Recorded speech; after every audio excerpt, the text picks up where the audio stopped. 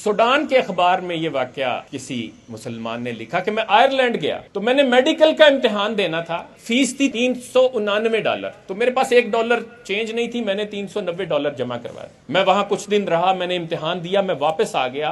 काफी अरसे के बाद मुझे वहां से लेटर आया मेडिकल कॉलेज की तरफ से कि जी आप गलती से $1 अजाफी दे गए थे, हम आपको वापस भेज रहे हैं। फिर उसने दूसरा वाकया ये लिखा कि मेरे कॉलेज और मेरी रहायशगाह के दरमियान में एक औरत की दुकान थी, मैं वहां से कोकोआ डिब्बा खरीदता था 20 पेंस का। तो एक दिन यह हुआ कि मैं जब दुकान पे पहुंचा तो 2 डब्बे पड़े थे और एक पे 20 पेंस लिखा था, एक पे 22 पेंस लिखा। मैंने उससे पूछा तो उस मोहतरमा ने बताया कि दरअसल नाइजीरिया से हमारा ये माल आता है, तो उनके साथ हमारे मुल्क का कोई मसला हो गया है, तो चीजें महंगी हो गई हैं। ये जो 20 पेंस है ये पुराना माल पड़ा है, इसलिए हम इसको 20 का ही दे रहे हैं, नया माल आ गया है तो उसको हम 22 पेंस का दे रहे हैं।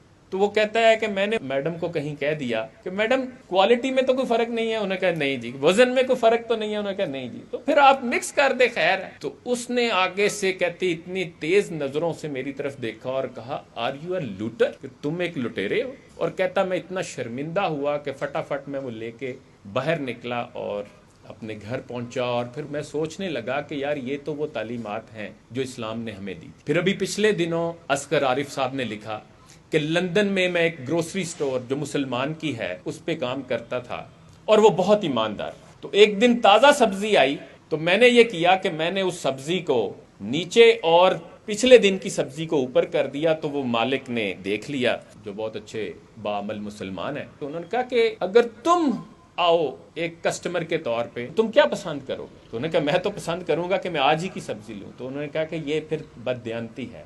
तो उसने उनको ऊपर करवाया और आज उनकी भी माशाल्लाह 4 स्टोर्स हैं लंदन में ग्रोसरी के।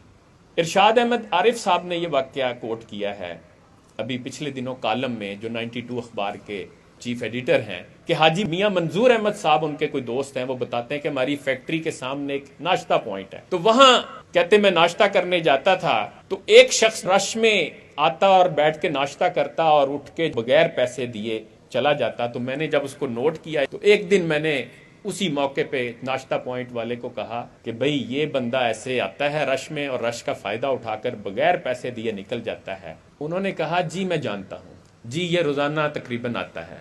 तो उन्होंने कहा जी फिर आप इसे पकड़ते क्यों? उसने कहा जी आप रहने दे, बाद में हम बात करते हैं। तो वो जब चला गया तो इन्होंने कहा मुझे बड़ा तजस्सुस हुआ। तो मैंने कहा जी आप ये क्यों करते हैं? उसने कहा भाई बात ये है कि ये वहां गली के कोने पे बैठा होता है, फिर जब रश लगता है तो ये आके नाश्ता करता है और फिर उठ के चला जाता है। तो मैं ये समझता हूँ कि ये वहां बैठ के दुआ करता है कि इसके रश लगे ताकि मैं इस रश का फायदा उठाकर वो नाश्ता करूं और निकल जाऊं। तो मुझे क्या जरूरत है इसके और खुदा के दरमियान में आने की? तो मैं तो समझता हूं कि ये जो है दुआ करता रहे, ये आता रहे, मैं तो इसको कभी नहीं पकड़ूंगा। मत शिकायत करो जमाने की, ये अलामत है हार जाने की। शुक्रिया।